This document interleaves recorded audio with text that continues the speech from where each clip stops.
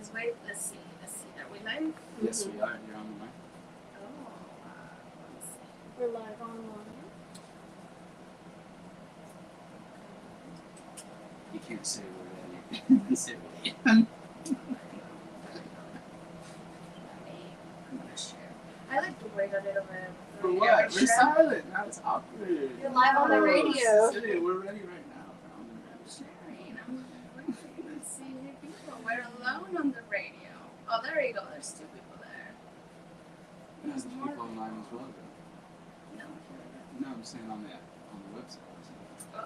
That's what I'm saying. Hey Tim, how's it going? Hey everybody. All right, are you ready now? Yes. Okay. Ready? Now Are we're you ready. gonna start talking?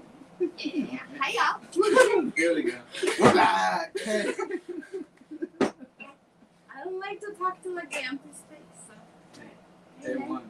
Hey y'all, day one. This is Friends to the Left.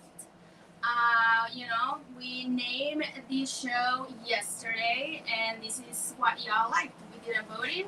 Y'all picked this name, so we're running with it. I'm Cecilia. And I am Anthony. Cecilia Rebeltosa Prado. That's my new nickname, which was also, Yeah. brand new. Yeah, you might have heard me before. DJ Fernie Mac.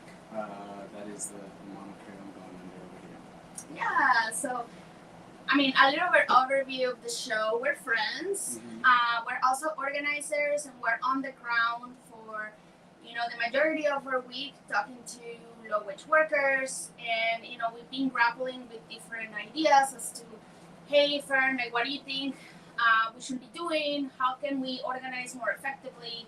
And so forth and so on, right? So, we were having a conversation the other day, and we thought it could be a good idea to bring some of the conversations that we have, when we're just hanging out, and bringing them here to see if we are all also grappling with some of these questions, and maybe we can find some things together. So, yeah. Absolutely. And yeah, again, these are just the conversations that we have, and like Cecilia said, we're grappling with it together. So, at least for me, and like from the conversations we've had, a lot of hopes of hearing the stories that folks, here in Nashville, what is their worker experience like?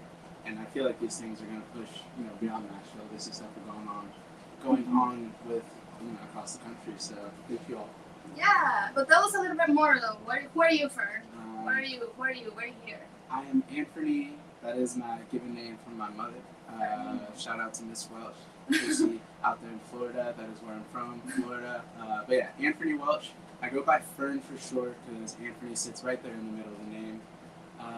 But yeah, born and raised in Florida. Have a lot of family here in Tennessee, so I grew up driving to Tennessee with relatives, visiting family around here, and then eventually, post-college, I moved to Tennessee, left and then came back to Tennessee, and that's when I met Cecilia the second time around. And what are you doing in Nashville? Also, your actual name is Fernie Mac, just for this hour. Every Wednesday at 4 p.m., you're Fernie Mac, and I'm Rebeltosa. Yes. Rebeltosa. Rebeltosa. It's like Spanglish. There we go. What would you say? What am I doing now? I work with Unemployed Workers United, and through Unemployed Workers United, I'm a field organizer. Do a little bit of help just like communicating what some workers' rights are. I focus a lot on right to work laws because we've got a vote coming up here at the end of the year, which, geez, oh my gosh. Yeah, we could do a whole episode on right to work. It's coming up quick. we gotta figure this out. But yeah, I do a lot of focus on right to work laws and how that impacts the South, and how a lot of companies are just moving here for cheap labor. So yeah, I'm learning and growing in that role and figuring out how to bring people on board. Yeah, and well, y'all know me, Cecilia Rebeltosa Prado. The name Rebeltosa, it's kind of a mixture of rebel and revoltosa, which is how in Latin America we call people who are like, oh, you're just a revoltosa. You're just like steering stuff up here and there, right? So, I kind of own it now, and it's like, I'm a revoltosa. I am here with Workers' Dignity, talking to also low-wage workers all the time. I'm originally from Monclova, Mexico, in the Northeast. I tell people that basically, we got steel where I come from. Like, we produce a lot of steel. We used to produce the most steel in Latin America, and we also have a lot of lizards and desert plants because we're right in the desert. Before Workers' Dignity, I was organizing in Massachusetts, in the Pioneer Valley Workers' Center. If there's anybody from the Pioneer Valley Workers' Center, I see you. And, I ended up in the South after the Mississippi ice raids when ice just basically kidnapped hundreds of people. And I was able to come and organize after a few days after the ice raids had happened and just see a lot of things that just made my blood boil, and I'm just so angry. But then I also saw the beauty of the South, and I saw my people here, and I just said, like, I really want to move here.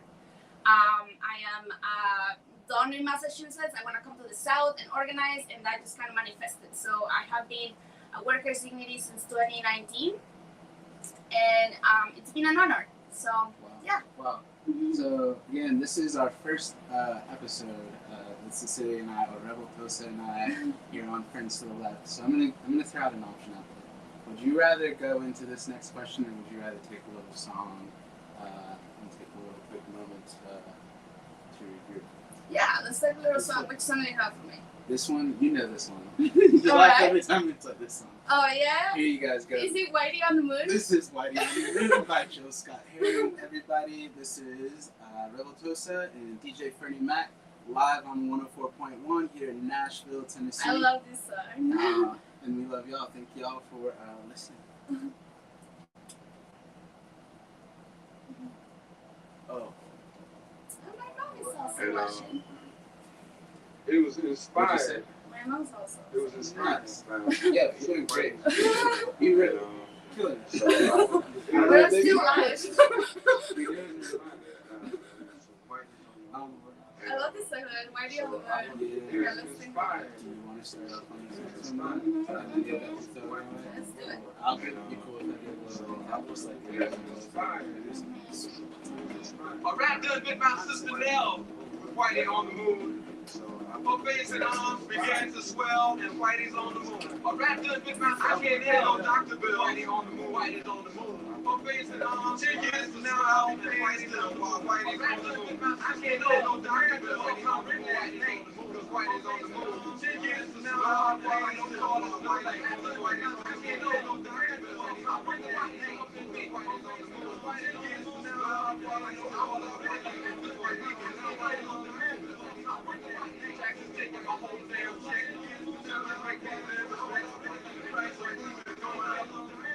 All that crap wasn't enough. A rat done took my sister Nell. Whitey on the moon. Began to swell.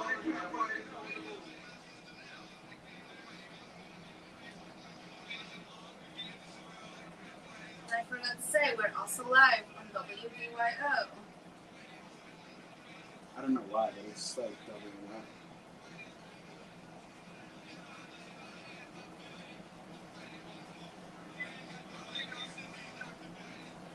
We gotta figure it out, right? We gotta figure a lot of stuff out, so welcome back. This is our first live stream and our first radio. We're going live on many streams. Yeah, I'm ready. Alright. Oh. 3, 2, 1. Awesome. Alright, I'm gonna have to learn how to figure all that out. Because this is our first live stream. We're going live on many different streams. So we're going live on WDYO.org, and we're also going live on Facebook Live, on YouTube, and on the radio, 104.1, the good radio waves, which, are actually a really powerful way to organize. We've been talking a lot about how the right, especially the Christian right, is using radio waves that to organize in rural areas in the state, right? So I don't know if you've ever listened to the radio on your way to work, tune in every now and then into the Christian right radio, and it's scary because they are organized. Absolutely. And it's funny because I remember going over the see Cecilia one day and just being like, yo, I heard this crazy stuff on the radio. There's like organizers on the right, and they're like calling each other out, and it's the most motivated thing. It's very militaristic, but that was like prime hours. I was sitting in traffic myself as I was flipping through, and I'm like, what is going on? But like in the middle of all of it, they're saying like, yeah, they're just saying the crazy stuff. I don't know what I'm allowed to say, but I heard them say it on Christian radio. I guess we could get away with it. But yeah, pretty much telling everybody on the left they're going to hell. And I was like, this is super aggressive. This is super... And not just that, but if you tune into the Christian right radio, you're like, hey, yo, we need your help. We have organizers on the ground in all of these different states. Like they, radio station, like they spread all the way to Kansas. And, they just tell you all of their new developments and organizing developments, and the right is out there. Like they're knocking doors, they're holding meetings, they are using the radio to organize in rural areas, and we still on the left, we cannot figure it out, and many of us won't even go and talk to rural folk, right? So it's part of why we decided to start a show. So once again, Fernie Mac, Rebeltosa, and we're gonna be here every Wednesday at 4 p.m. to talk a little bit about some of the ideas that we've been grappling with, right? Yeah. But let's kick it back, because I don't know if any of y'all saw the flyers, but we had our baby photos up. So I just want to know, which photo is the cutest? Which photo is the cutest? I'll send that in the comments. Who had the cuter baby photo? I'm not ready for this one. But also, Cecilia, this one is for you. So I'm going to ask you two questions in one. You can kind of answer it how you like. Mm-hmm. But what brought you to this work? Paired with what is one of your early memories that pointed you to organizing, I guess? Yeah. Okay. So what brought me to this work? Life. I don't think there was a specific instance as to where I decided that hey, I wanna just be organizing and be thinking about organizing all day and night, and weird everybody out that actually gets to spend a lot of time with me, and sees that this is basically everything I do all the time. I grew up in a family of organizers back in Mexico. Like I said, Monclova, Coahuila is the steel capital of Latin America. So there's a lot of steel being produced in Monclova, right? So it was about 40,000 workers. They were miners. They were who would mine for steel. They were construction workers. They were industrial workers. All the different steps that take to produce steel. Who was organizing these folks? Themselves. They organize themselves. So in Mexico, one thing that you might not know is that Mexican unions are very authoritative. So basically, the nationals have so much power. How unions have locals, and they have the big national orgs, and then they have locals everywhere. So the nationals in Mexico have a lot of control, and they're very pro-state, very pro-business. So the workers organize their own union because they didn't have the right to free association and pick their own. So what some of my uncles did, which at that point they were this type of leftists called Maoist or Marxist, not Maoist, right? So they were Maoists, they were leftists, they were commies, and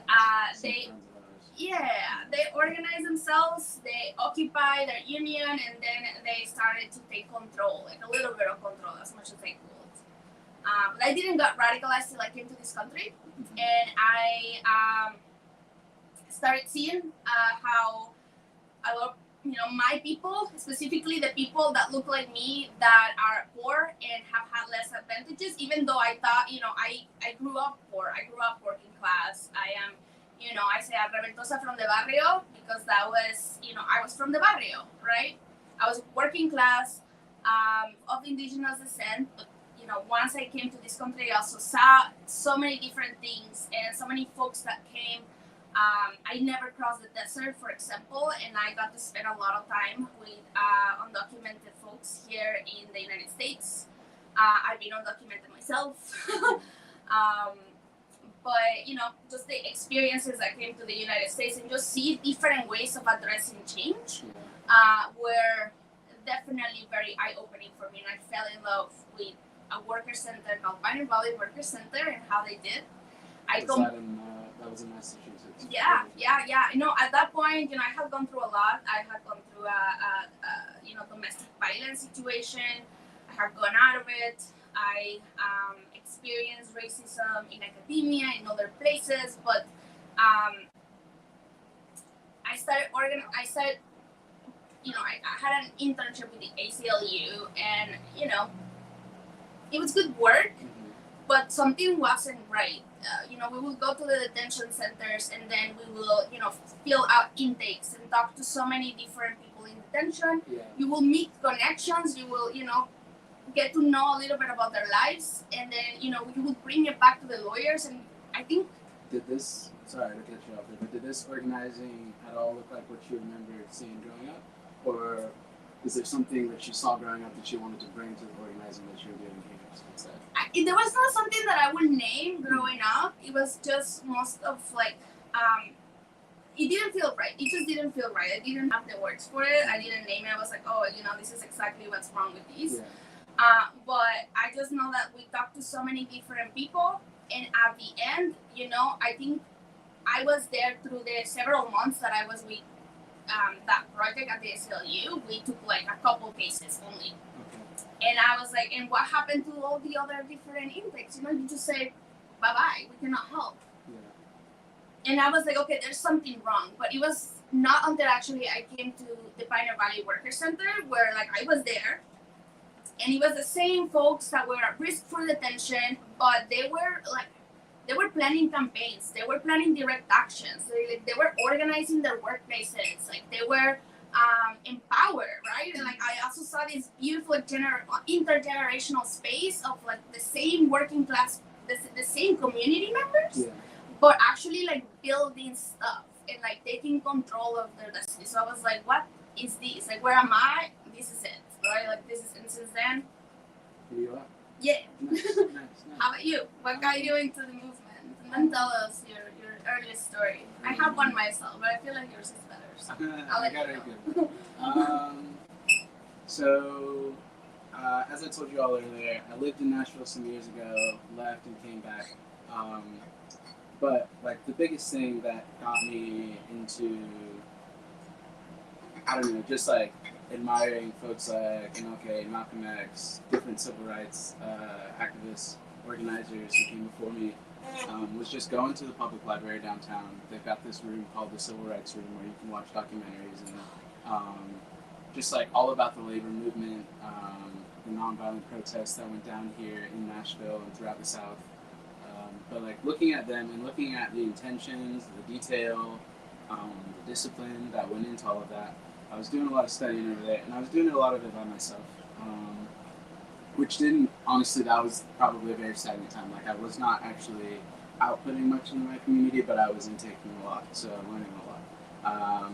But, years later, I come back to Nashville, and I meet Cecilia, and Cecilia gets me involved with Workers' Dignity, invites me to, meet some other folks, and gets me plugged into the city as I return, and all the stuff that I was learning before, I'm finally at this place where I can use that to contribute to, building, a stronger working class. I didn't know that was going to be my intention. I didn't know what my focus was going to be on, but labor, as the thing that affects us all, it's become a big part of my life and a big part of my focus and what I care about, putting my focus towards. But anyways, I will say, this childhood story of mine, it is probably the first example of, an unexpected crowd deciding to take power. Because that's kind of what this is all about. This is about us, coming together. I meet Cecilia. Cecilia invites me to meet some of her friends, and I bring some of You my friends. organize a union. Yeah, well, that's where I'm going with it. Yeah. I'm saying, I did come back to Nashville, and I was a part of a union at Three Brothers Coffee. But, which, it's the same thing. A group of folks coming together saying, this is what we care about, this is what we want.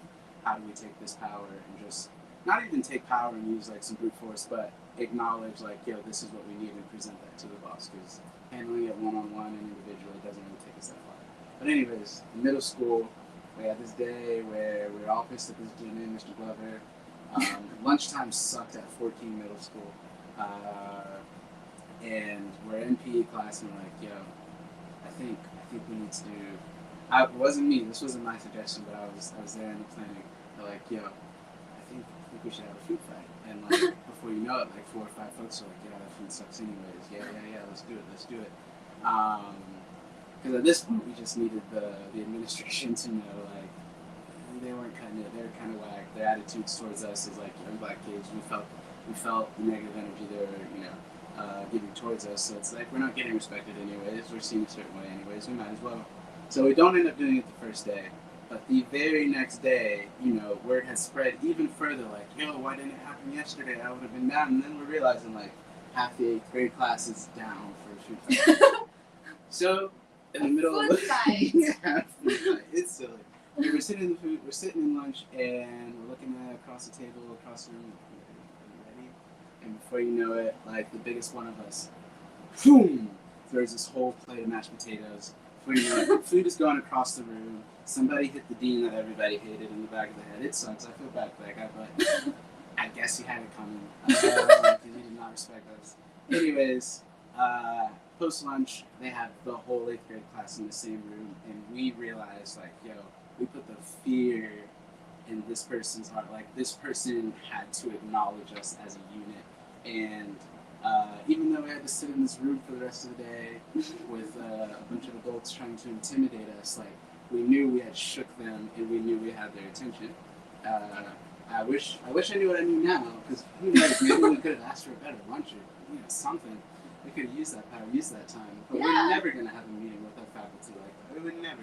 But that is the power of collective action. And yeah, not that we need to have food fights, but I want to see more people coming together and standing up to the powers that be.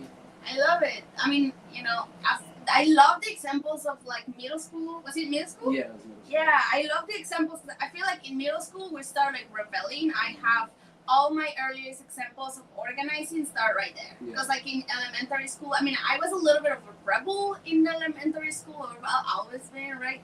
But it was always very myself, right? It was not until middle school that we're like, okay, let's do this, right? I also had some experiences with just teachers, and like just overall the school was so strict. Yeah. In Mexico, it's, like very Catholic. I don't know if you've heard, but it's so Catholic. And, Catholic schools are very, very strict. So, yeah. Down to the T about everything. The dress code was something else, right? So, you have to wear completely black shoes. So, like, if your shoes have like a little speck of, white or pink, any other color, right, they will send you home. And that was a huge deal. They wanted you to clean your shoes every day? They wanted to clean your shoes every day, and they all have to be uniform. It had to be the same way that they wanted. But one of the things that really got it for folks is the shoes, because it's actually so difficult to find the kind of shoes they wanted that are just all black, that are like exactly how they want them. And then if you had them, if there were anything but that, you would be sent home, and your parents will have to like call out of work and come get the shoes, the right shoes, or miss a day in school. So we all got together and we're like, hey yo, like, Were you this the sucks. ringleader? No, it was me and it was a couple of us. Javier, si estás viendo, ¿cómo estás, compa? We're still friends. Nice. And so, we're like, hey, yo, let's throw our shoes out the window. So, like, all the class, we just grab our shoes, we just threw them out the window.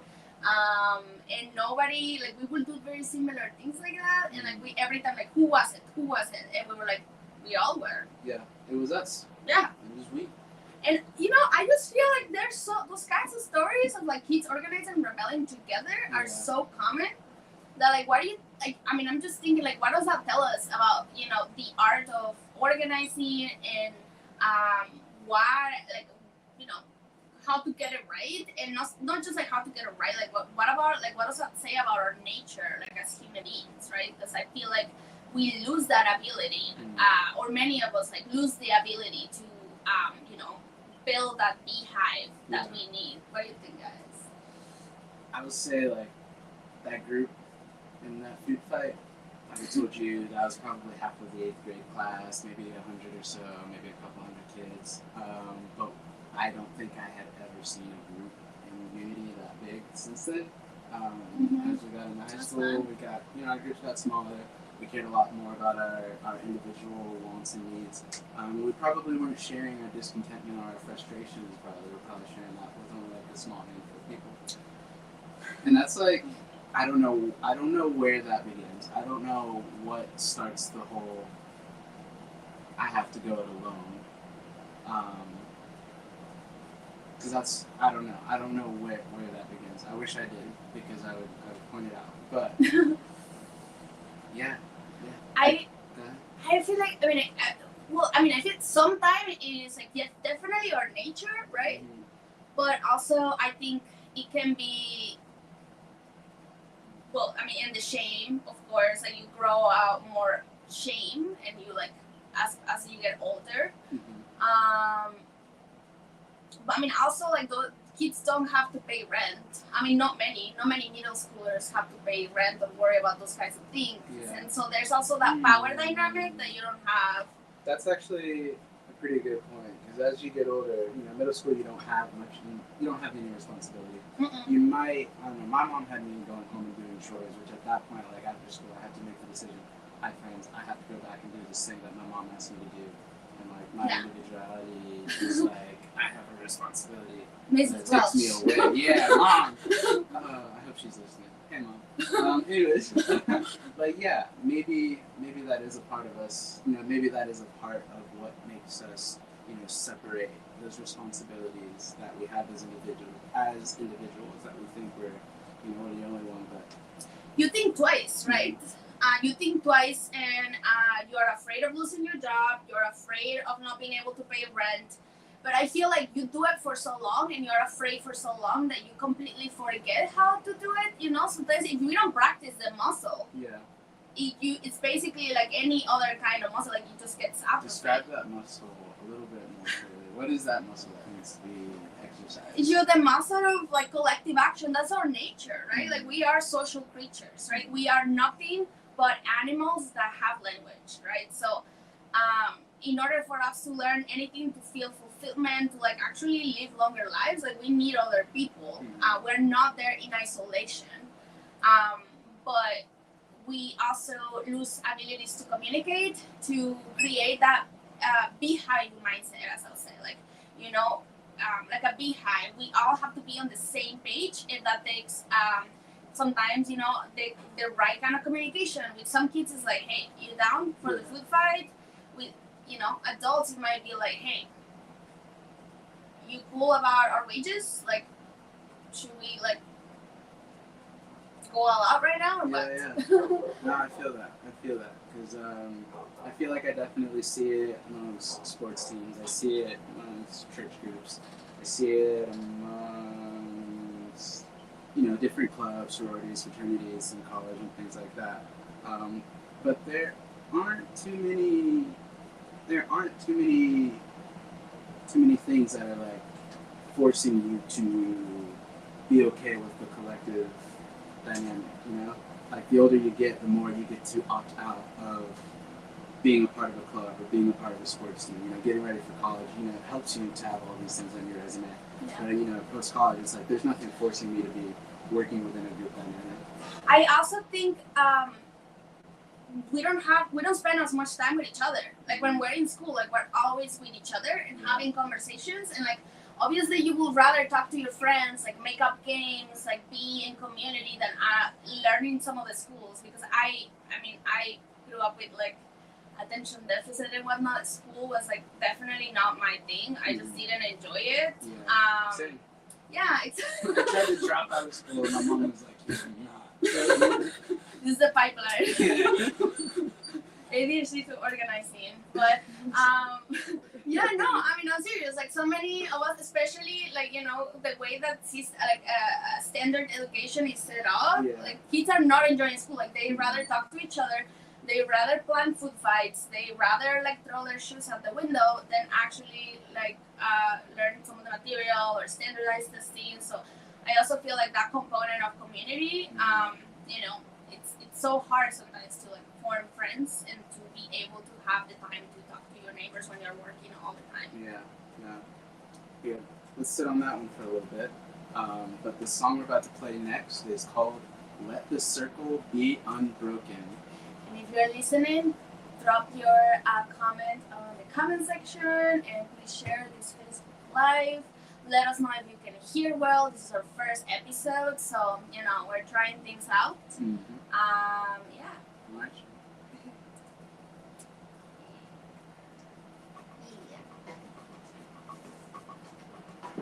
Sweet. So, Yeah. how you feeling? Good. Good. We probably can hear it on the live stream. That's all. We might not be live on the radio. They get the We are behind the live. scenes. Oh yeah. Behind the scenes. I won't say Yeah, nothing me. crazy though. VIP. What is being said? My mom said saludos. Hello. What else? Tim is saying hi. Unemployed Workers United. Tim. Is he listening? Hi Julio. So where are we at?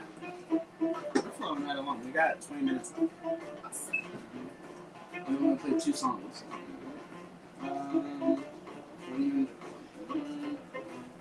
What's the hardest part? This right here and this right here are the same. What's different? Mediums like this. Did you add this one? You want to save this for next one? I think because we're only at 20 minutes. Oh yeah. So I think these 2, and then how we're going to do the closing. Oh, we're gonna. Let's go. All right.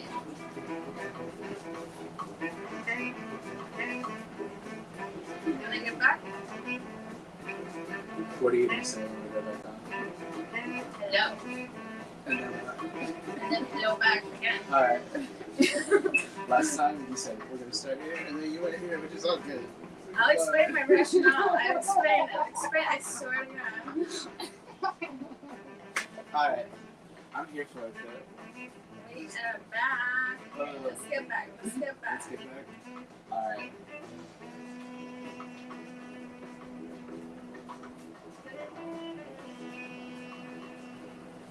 Alright. Okay, that was a little bit of music intermission. So once again, Fernie Mac DJ Fernie Mac. and Rebeltosa. This is the first episode of Friends to the Left. Yeah. We were thinking about calling it a material word or workers together, but y'all voted, so Yeah. this is what we're sticking with. You chose this. Yeah. And if you didn't choose, that's on you. We're friends to the left now. Exactly, you know. And so, we've been talking a little bit about like our backgrounds, right? Fern organizes with Unemployed Workers United. What's up? Hey. I organize with Workers Dignity. I'm from Mexico. Homie's from Florida, and we were talking about what brought us to the work. What were some of our earliest memories doing? That we can think. What is your earliest memory that you can think that could be considered organizing, right? Like not with an organization, just like your earliest memory. When did you and your cousins take control of the house? Yes. The family vacation. Oh. You know? I mean, that's exactly what I'm saying, right? Like, Fern mentioned the food fight. Him and some classmates in 8th grade, 7th grade. 8th The grade. 7th graders got in on it too. They saw what was going down and they said, I'm with them. I'm with them. My story was also middle school, throwing shoes out the window to protest the dress code. If you have any stories that you yourself, like if you can think of something like that, like if you can think of like, a similar story organizing in your middle school or, with your siblings, please put it in the chat. We would love to know. I would love to find out. How do you see collective power in your life? It can be silly, it can be serious, but let us know. No shame over here, alright? Yeah. So, you want to get into this next one? Yeah. Cecilia, You are Rebeltosa. You are the executive director at Workers Dignity. You do so much. You educate a lot of folks here in Nashville. Since I came back to Nashville, like I told you, I was studying a lot, doing this all, a lot of like internal work before, and I wasn't involved with any organizations or groups. But upon arriving, and coming back, like you had stirred up some trouble. You had gotten a lot of things going here in Nashville. So can you tell me, what is something that you enjoy about the work? Something that I enjoy about the work, I mean, it is hard work, right? Like it is hard. A lot of the days you are spent where having conversations that can be very frustrating with workers, or maybe workers might not be as reliable as you are wanting them to be, and you have to be patient. But something I really enjoy is when like things are happening. Like finally, the work that you've done the last few months, like it's coming into fruition, and folks are forming committees. They're standing up, and like just to see that progress, and like to get to that moment. Whether it is, them forming a tenant union, or, just completely stopping a whole city council meeting to make, like, people in power listen, and, like, just see them gain confidence, and it's like, the only word I can think of is hope, right? So, like, that adrenaline that comes with those moments of hope, right? So seeing it go from 1 to 2 people, maybe 3 or 4 people to, I don't know what, 30, 40? Yeah. How many people were a part of that tenant union? Mosaic Apartments, that was a few hundred. That was a few hundred people. How many people came to you initially? One person. One person. Nicolas, Okay. yes. So you had one person that turned into like a few hundred people fighting for the rights and winning here in Nashville. That's local. So, wow. Sorry, I cut you off, but yeah. So that hope, that is what you enjoy. That is Yeah, like, no, that's it. That's all. That's it. That's the thing I enjoy the most about the work. How about you? What do you enjoy?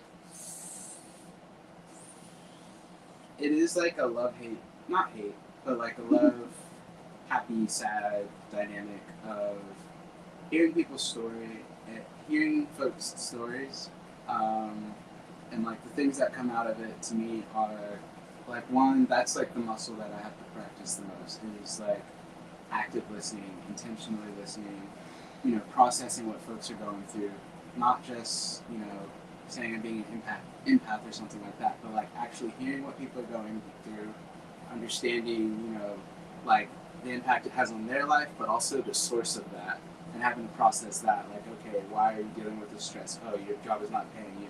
Oh, they've limited your hours to this, and discovering the greed in those situations. But like, there's a joy in like knowing that I can give that to somebody, but there's also like a little bit of frustration and pain, and like, you can't. A lot of days we're not helping everybody the way we want to, or maybe folks aren't down to actually put in the work and like try to organize their workplace or what have you.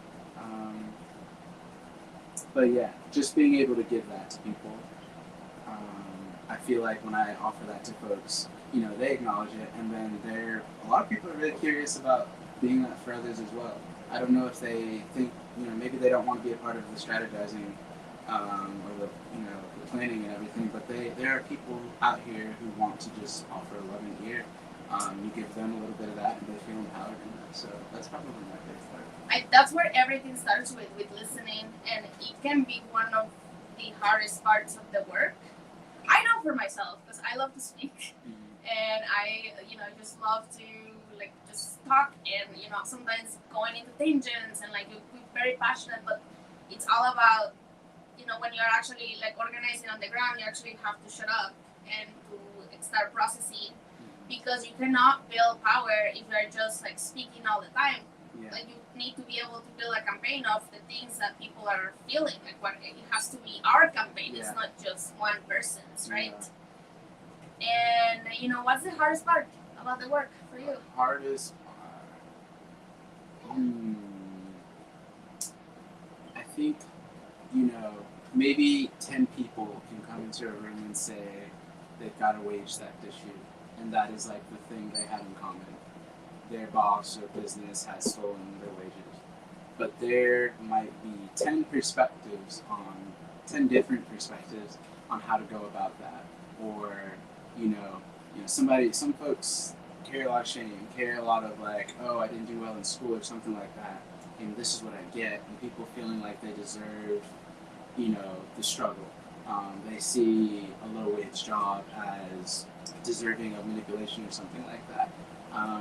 And I think it's really just like, I don't always know what to say. I used to be a really timid, shy person, and I'm like coming into those conversation skills. But, having the thing to say to people to let them know, like, yo, you so deserve more. It doesn't matter really where you came from, and that you think that, maybe your lack of education or the fact that you didn't finish college or something like that, those things really don't matter. There should be a standard of treatment, and that it is really hard. Like, people agree with that, but then they'll say it in the moment, like, yeah, you're totally right, but I messed up and I didn't do this, and I feel like this is a stepping stone and this isn't forever. And I'm like, it doesn't, whether it's forever or not, you should not be mistreated in the meantime. Yeah. And like focusing on that point, and getting a whole group, all 10, to focus on that point. Because once we get those 10 on that same page, oh my gosh, dangerous. We're so dangerous, y'all. I love that. That is the hard part. I agree. I mean, everything, like, organizing is all about, one thing that I say during trainings and like the organizers, the members, is like, it's organizing in, working class people and oppressed people in general, right? It's not about whether they're angry or not. It's to figure out why are they angry about. Like, you should just assume we're all angry. Yeah. And you've been mistreated for so long, and you have been in scarcity for so long. Maybe you have never had a well-paying job.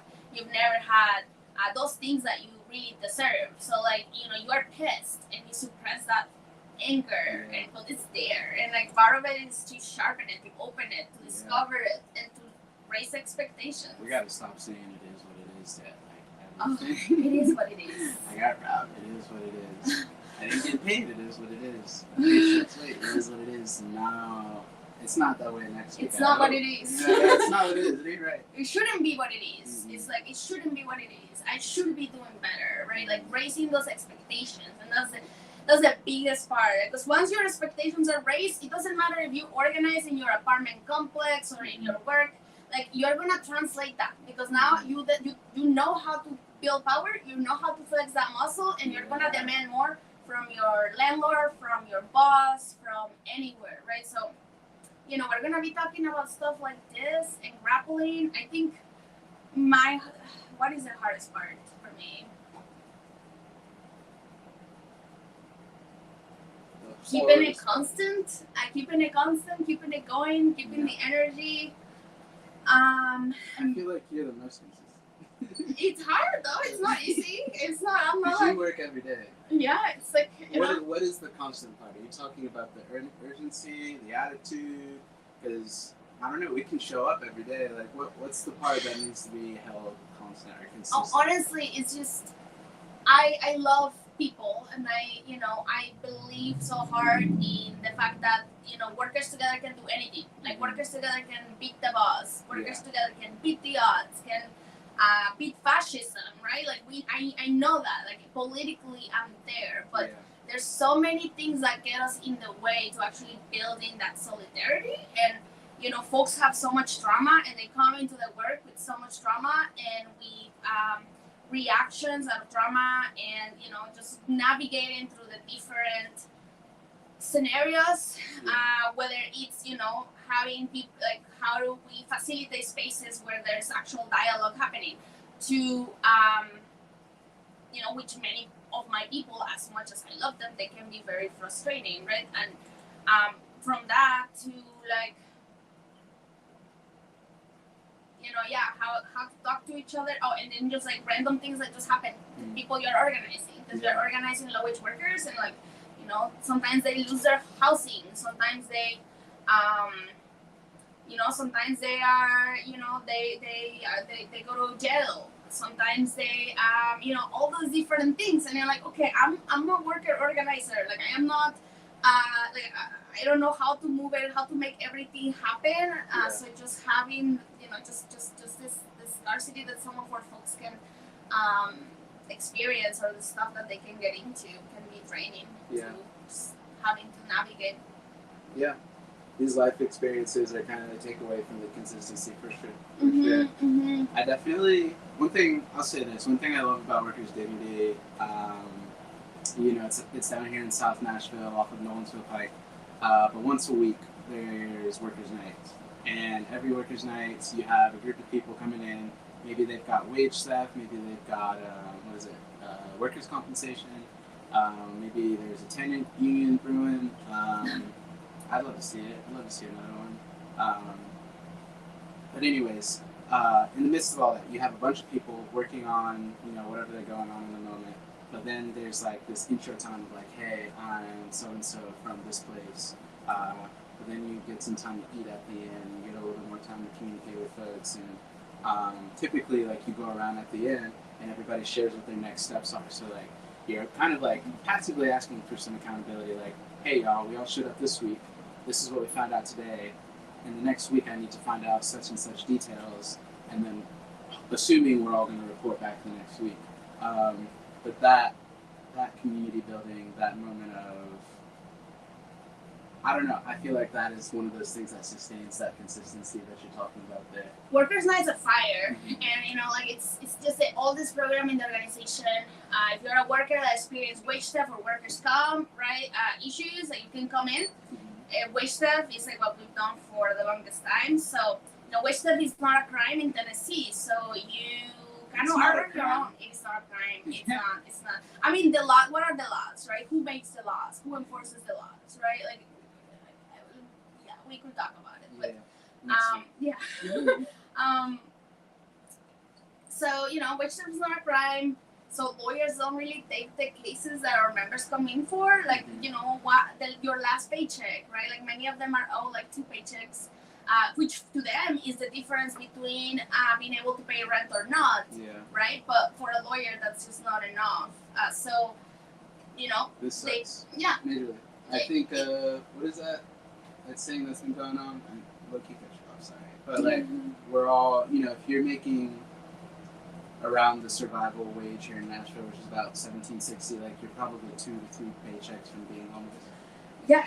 So that's exactly, folks come in and it's like, well, now I cannot pay rent, and we don't charge. So like, if you have any wage theft, you're gonna learn how to implement a public pressure campaign to recover your wages, right? So, and you're gonna learn that from another worker who's been in the same situation. And folks, they come here, and then that was one of the things that really made me fall in love with this organization, because I had been doing movement work for quite some time, and I didn't really get to do a power map until I was a little bit in, right? Like, it was not something that people just teach you in many organizations, right? They're not they bring you in, they tell you to come to an action, they tell you to come and show up, but they don't really teach you like how to actually take control of the thing, right? They don't trust you with that. So I just saw how workers, like, it was their first week or their first day at a movement organization, or technically like a couple weeks in, because you don't really learn it the first day, but like it was like their first month at a movement organization, and they were doing a power map, and they were getting to do a strategic planning, they were planning direct actions, and then they were winning, right? And one thing I love about those wage campaigns is that since you're fighting for like smaller amounts of money, you actually do get some wins, and so that's really what sustains you, right? Knowing that you can win, seeing the progress of workers come in. And so, whatever is happening in our big strategic campaigns, like, that can take a long time to see any fruit. And so, like, you can come into, like, Workers' Nights, and you're going to see some wins, a few a month. And I'm you're going to see it at every level. Somebody at the beginning and somebody at the end getting ready to win. It's a beautiful thing. Whoa. So we got just a few more minutes here. Yeah. Do you have any closing words? Anything that you want to leave folks in Nashville or outside of Nashville with listeners online as well? I mean, I would love to know what y'all need to know, what y'all need to dive into as well. I would like to tell you that being collective is our nature, and we forget about it. I also like to think that being, when we talk about collectivism or individualism, people think that some of the most common mistakes is that people think we're talking about being introverted or extroverted. That's not it. Yeah. But it's sort of like That's gonna be a big one. exactly. But it's more of like sacrificing your own main priorities to compromise a little bit for the collective, right? So every relationship has compromise, right? Whether we have a friend or a partner, we compromise a little bit because we all think differently and we all have different needs and priorities, and there's some things that are not compromisable, but there's some things that are okay, I'm gonna compromise and be considerate, right? Now imagine that you have to do it with like a whole workplace, and some people you don't even like that much, but these are your coworkers or like these are your neighbors, right? And you know that you all, even though you have maybe different needs or different likes, different music, different communication styles, you do have the same class interests, right? Like you do need better wages. You do need. We all are working class needs the same things. Whether like we're in different communities of the working class, we all need shelter and food and safety and self-determination. We all need these things, and we can get them together, right? So a lot of people think like, well, I am in an organization, so like now that means that I'm no longer an individual. I don't think like that, but sometimes we bring that individualism to movement spaces, and it's like it can be harmful. Yeah, it can be harmful, taking away from the main goal, which that is the difficult part. Equal if I leave it on something. All right, just to tag on what you're saying. Yeah. That is the difficult part of letting go of yourself a little bit. Not because you're losing yourself, not because you are not being able to share your spark or your shine. But there is something to sacrificing for the goal in mind, Maybe we're looking to change our workplace, just our workplace. Maybe we're looking for a certain kind of treatment, to stop things like discrimination. Maybe that requires us to set the example of what that looks like. And if that is the kind of sacrifice you need in order to shift your workplace values, a lot of it is just shifting the values, I guess. And that's what it takes. You use the word sacrifice, so it's risky because many people are afraid of using that word, but it does though. It does take sacrifice. It is sacrifice. It's absolutely sacrifice. It's like it is not like I mean we are running out of time. We've been running like a few minutes because we started late, but like it does take sacrifice. It is hard work, but it is to get the things that we really want. And I think that when we were talking, I think like last night you were saying like how maybe it is sacrificing your immediate comfort, but to actually solve those things that like make you feel in pain, right? Like we all deep down really hate and are angry at our lack of agency, at the injustices that we see in the world. I know personally, like has been seeing my family members die earlier because of health conditions that are related to environmental racism and pollution and all these different things, and like the stress, right, of making ends meet and living rougher lives. And like to me that's like it pains you, and it's not something that it's in my everyday like, oh, I need this, right? I'm always thinking of my maybe my first instinct is my comfort, but ultimately if I don't do this, like this is just gonna continue, right? So it's all part, and it's also not like how does the system affect me, it's like how like everything fits in, how like I'm not that important. Enable the system. I'm not that important, how do I enable the system? What is one thing that you want people to know? Tell next. Honestly, I think you hit it, and I just in all transparency, I wish there were more spaces where we talked about dealing with like individualism or understanding it well within, I guess, organizing spaces, because sometimes that ego is the charisma, but we got to figure out how to balance that and be patient with ourselves. I know I'm growing. You challenge me to grow. You challenge me to know a lot. That requires patience on her end for sure, and it goes both ways. So that's between us, and we're looking to work with hundreds of folks. So how do we do that on a bigger scale? How do we get Nashville together? Receiving feedback. Yeah. Getting it. It's so painful. No, I mean, good feedback can be a gift. Yeah, but it is. That's the thing. It is a gift. that is, it is temporarily painful, but like beautiful in the long term, which is kind of what we're doing here as far as organizing, setting aside a little bit of pain for that individual frustration for like a long-term group comfort, sustainability. Anyways, I'm done talking. No, I I mean, think we crushed it today. yeah, we crushed it. Tell us if we crushed it. We need that validation, obviously. Talking about individualism. So, you know, we are Fernie Mac and Rebeltosa. Rebeltosa, gotta get used to this is my new name. And we are friends to the left. We're gonna be doing shows every Wednesday at 4 p.m. And you know, we're gonna be talking about different ideas that we had, like just from being organizing on the ground all week, and say like, hey, this is something that I'm finding hard. Maybe you are also trying to organize your workplace or organize, in an organization, or you're just trying to start. Like you're wondering how can you do to create change, or maybe you're just mad, you don't know why. So we welcome you. We welcome your thoughts. We welcome your feedback. Please let us know if there's anything that you want us to talk about, and also. This is August, which is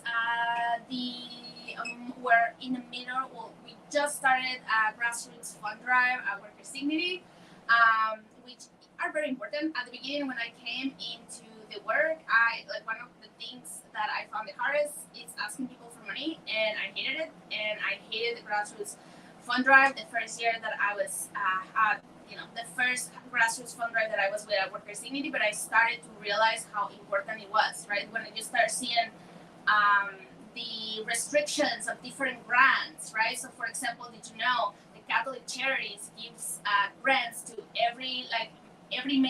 many worker organizations, but they give conditions like you cannot talk about queer people or trans people or abortion, right? So, like, in order to take that money, you will have to compromise some of the majority of the working class, basically, right? And we're not going to do that. We don't want to take that. We want to make sure that the grants that we receive are not going to make us jeopardize our values or our work. So that's very hard. That means that we also need to be raising money for ourselves, right? So the link is also right there, bit.ly, donate to WD. So if you are able to, if you believe in worker solidarity and what that can do to Nashville and everywhere else, please send us some dollars. So that's all I'm gonna say. And thank you all. Should we leave it with a song? Yes. Do you have a good song? I got one. I don't know if y'all caught on to the theme, but this one is called "Get Back What You Stole From Me" by Oscar Jerome. Give back what you stole from me. Get back what you stole from me. Thank you all. Bye-bye. And now we'll turn off the lights.